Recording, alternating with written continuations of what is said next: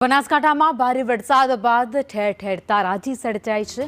મંત્રી જગદીશ વિશ્વકર્મા પણ પાલનપુરની મુલાકાતે પહોંચ્યા। અસરગ્રસ્તો માટે કીટના ટ્રક સુઈગામ રવાના કરાયા છે। 3300 જેટલી કીટ અસરગ્રસ્ત વિસ્તારમાં મોકલાઈ રહી છે। 15 કિલોની કીટ અસરગ્રસ્તોને અપાશે।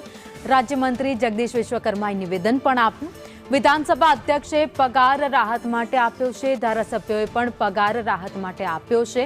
બનાસ ડેરીના કર્મચારીઓએ પણ પગાર મદદ માટે આપ્યા છે। અધ્યક્ષનો પણ એમનો પોતાનો પગાર તમામ પગાર એમણે સરકારના રાહત ફંડમાં જમા કરાયો છે।